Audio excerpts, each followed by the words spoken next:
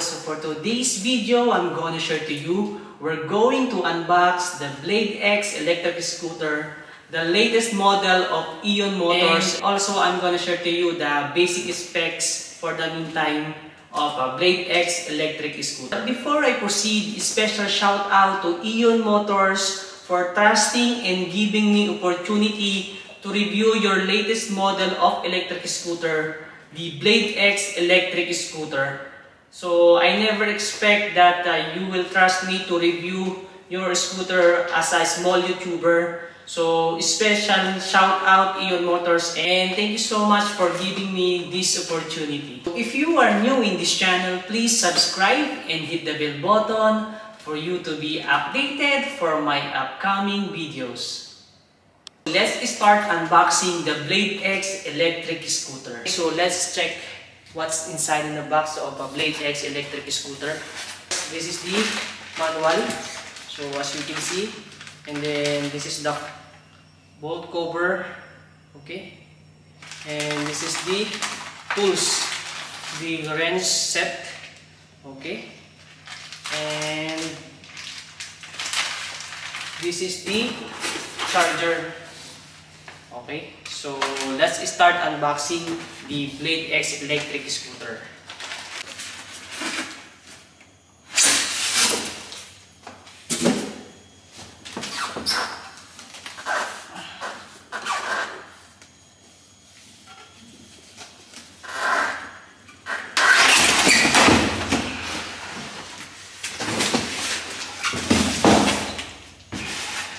So this is the Blade X looks like in actual. So again, thank you so much Ion Motors for giving me this opportunity. So to assemble the Blade X, very simple. Just stand this handlebar and this is the lock. Only like this.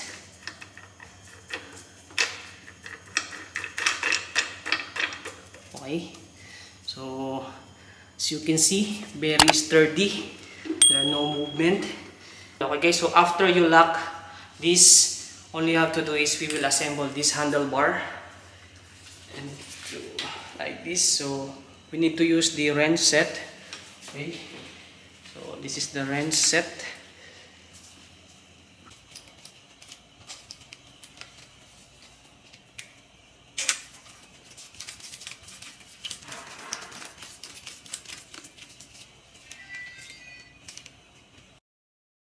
Now I will tell you the basic specs of Blade X electric scooter.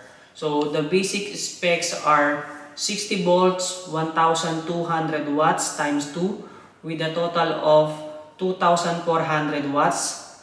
Controller amps is 30 ampere with a battery of 23.4 ampere Chinese battery grade A cell. 10-inch city tire. The speed is up to 75 kilometers per hour. The mount display. Brake is hydraulic brake XOD brand. So now let's turn on. Okay.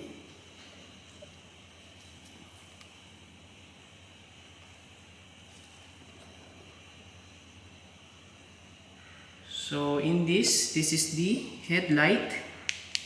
So as you can see, very bright.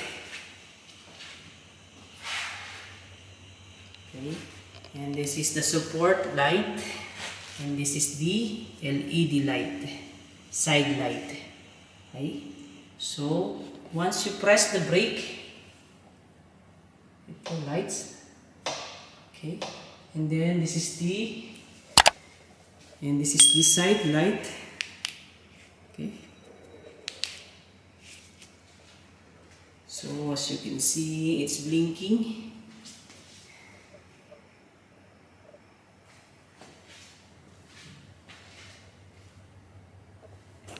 So now let's try the maximum speed in freewheel. Gear 3 turbo.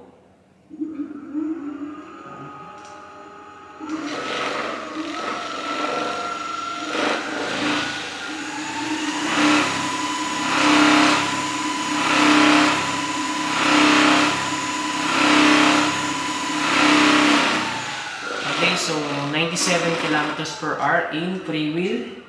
Next upload, I'm gonna share to you the full specs and some reviews of Blade X electric scooter. So for the meantime, I will show you only the basic specs. So I need to study all the specs and features of this electric scooter. Okay, so in your opinion, which is better, the Blade 10 or the Blade X? So if you have comments or suggestions, please comment down below. And that's all for today. So I hope you like my video. So if you like my video, please subscribe and hit the bell button for you to be updated for my upcoming videos. And that's all for today. And this is James signing out.